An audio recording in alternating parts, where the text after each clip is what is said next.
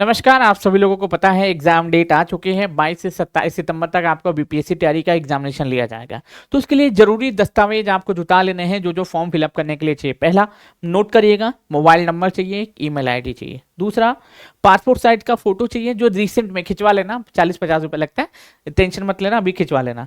एक सिग्नेचर चाहिए और 10th का मार्कशीट चाहिए। हाँ जी हाँ, मार्कशीट चाहिए, अपना सर्टिफिकेट भी आपको चाहिए।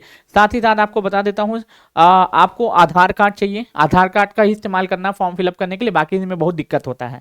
दूसरा, एजुकेशनल सर्टिफिकेट चाहिए। जी हाँ, अगर आप अभी तक सर्टिफिकेट अपना, अगर आप और कॉलेज से वगैरह से, अगर स्कूल वगैरह से कहीं से भी नहीं लाए हो तो सर्टिफिकेट ले आना, क्योंकि सर्टिफिकेट जमा होता है। सर्टिफिकेट आपको पता हो करना पड़ना, फोटो बना के पीडीएफ फाइल बना के अपलोड करना पड़ता है। तो सर्टिफिकेट ले लेना सभी लोग।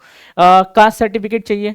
कास्ट सर्टिफिकेट आपको लेना बहुत जरूरी है, खासतौर पे अगर महिलाएं हैं। जैसे कि मान लो अगर वो लोग जो उन महिलाओं का जो कास्ट सर्टिफिकेट जो होता है वो कहाँ से बनेगा, ठीक है। तो महिलाओं का जो कास्ट सर्टिफिकेट है वो कहाँ से, फादर के घर से बनेगा, ठीक है। अगर पिताजी उनके कहाँ के होंगे दोस्तों, बिहार के होंगे, ठीक है। पिताजी उनके बिहार के होंगे महिला के, तो उनको आरक्षण का लाभ दिया जाएगा, वरना आरक्षण का लाभ नहीं मिलेगा। तो पिताजी के घर से बनेगा। महिला अगर मान लो पड़ोसी में भी शादी हुई ना, तो पिताजी के घर से ही क्या है, कास्ट सर्टिफिकेट बनवाना।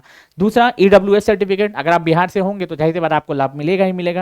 पीडब्ल्यूडी, ठीक है, पीडब्ल्यूडी सर्टिफिकेट भी चाहिए। और डोमिसाइल, इतना डोमिसाइल सर्टिफिकेट भी आपको चाहिए। डोमिसाइल सर्टिफिकेट भी आपको चाहिए। साथ ही साथ फोटो प्रूफ के तौर पे आपको तो मैंने बता ही दिया कि क्या आप आधार कार्ड ले लीजिएगा, वो ज़्यादा सही रहेगा।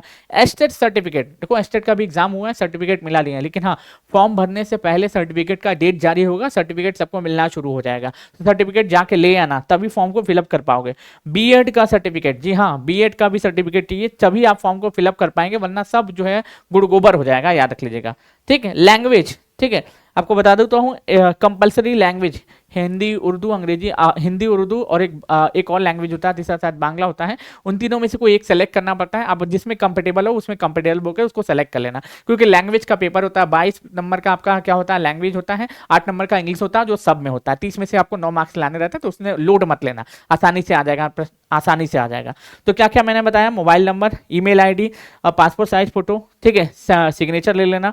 उसके साथ 10th की मार्कशीट ले लेना, आधार कार्ड, एजुकेशनल सर्टिफिकेट आपके पास होना चाहिए, कास्ट सर्टिफिकेट, ईडब्ल्यूएस सर्टिफिकेट। अगर आप जर्नल से हैं तो आपको जाहिर सी बात है, इकोनॉमिक व्हीकल सेक्शन में आते हो तो आपको जो आपका जो ओबीसी जो कट ऑफ होता है ना, ईडब्ल्यूएस वाला, थोड़ा सा 1-2 नंबर नीचे ही जाता है, तो आपको फायदा होगा। अगर आप उसकी क्राइटेरिया को फुलफिल करते हैं तो जरूर से आप बनवा लीजिएगा, ठीक। इसका मैं एक पीडीएफ फाइल बना के, ठीक है, कुछ डॉक्यूमेंट्स का लेंस करवा के मैं बना के टेलीग्राम ग्रुप में भी अपलोड कर देता हूँ। आप वहां से भी देख लेना क्या क्या आपको चाहिए। चलिए, तो आज के लिए बस इतना ही। ये जानकारी आपको देना इसलिए जरूरी है ना, क्योंकि फॉर्म कभी भी आ सकता है। 26-27 या फिर हमको लगता है कि 3 तारीख के अंदर में फॉर्म आ जाएगा, फॉर्म भराना शुरू हो जाएगा। तो जल्दी से जुटा लो, देर मत करो, अभी थोड़ा सा टाइम है, टाइम का यूटिलाइज करो। चलिए, तो बहुत बहुत शुक्रिया, बहुत बहुत धन्यवाद।